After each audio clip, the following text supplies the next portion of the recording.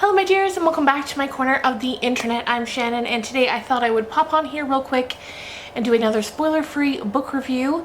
Today we are talking about the St. Ambrose School for Girls by Jessica Ward.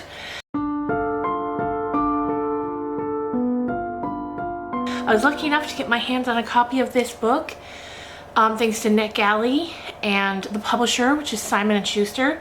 Simon & Schuster are such MVPs on NetGalley. Anytime I request a book from them, they're like, here you go. And I love it so much. And I appreciate them so much. So let's get on into this. The first thing I will say about this book is when I read the synopsis, I thought, oh, this is YA. And I don't tend to read YA. But then I went back and looked, and no, it is listed, in fact, as adult fiction. So I was like, well... Anyway, so I dove on into it. I took their word for it. Okay, it's not YA. And having read it now, I would say no, it isn't. It gets very dark at times. Anyway, I'm getting ahead of myself. Let me give you the synopsis of this book. So we have our main character, Sarah Taylor. She is 15 years old, and she is moving away from home for the first time, away from her mom, to go and live at a boarding school, this one. And she's different. She's always been a bit of an outcast. She's just different from other people in her peer group. She's bipolar, for one, which, oh, I should tell you, this book takes place in 1991, so I feel like especially back then, those weren't really words we were familiar with, especially not with teenagers.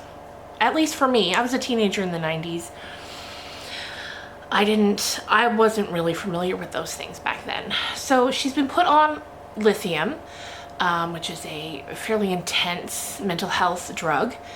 And we learn that she's had some really rough times over the past little while.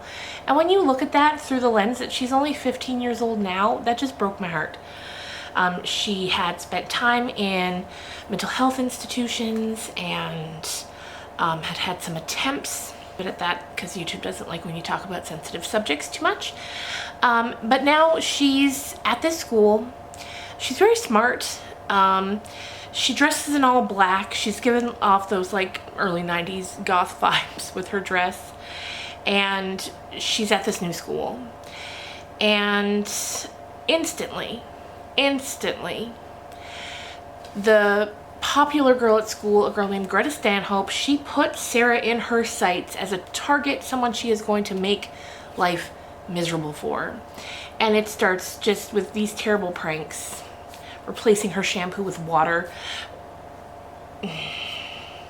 pouring bleach in her laundry, like just things like don't do that to people. And from there it only escalates.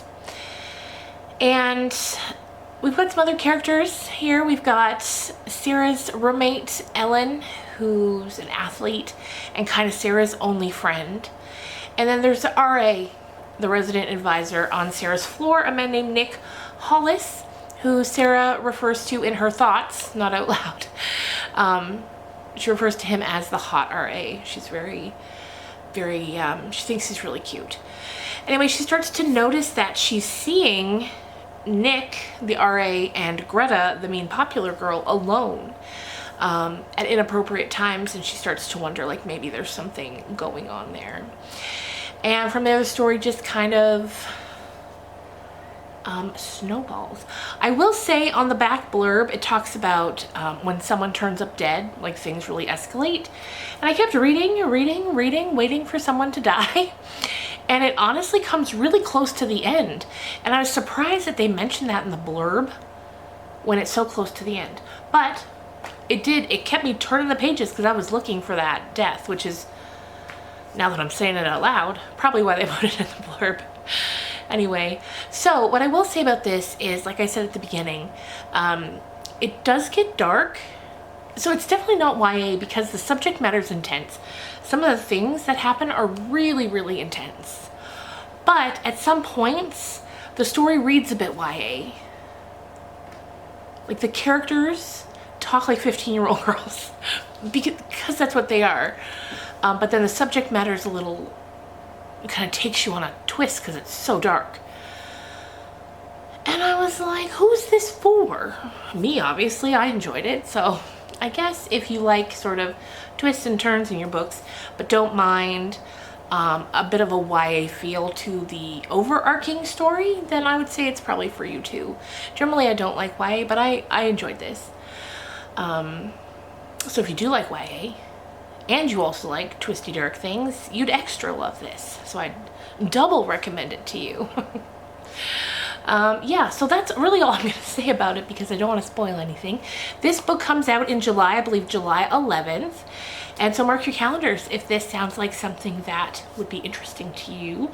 I used to love reading about boarding schools when I was a kid. I loved it. That sounded so like fun and I don't know, just amazing. Like that sounded so fun. You got to live in a building with all your school friends. But I guess that would only work if you liked the kids you went to school with. But yeah, so I think that's something that's bled into my adulthood even now. Like when I read that book, I can remember the way I'd read books about boarding schools when I was a kid and how like that seemed like they were living the peak life. I couldn't think of anything cooler. So there you go, you guys. Thank you so much for watching. This one was a bit all over the place, only because there's not too much I can tell you without spoiling anything. So we'll just leave it there for now. I'm going to have another spoiler-free book review coming up soon. I'm not sure which book I'm going to do next, but I think it might be the new Lisa Jewell book that comes out in August. I cannot wait to read that one and share it with you guys. So if you're new here, please like and subscribe. Not all of my reviews are this scattered. And I will see you guys again real soon. Bye.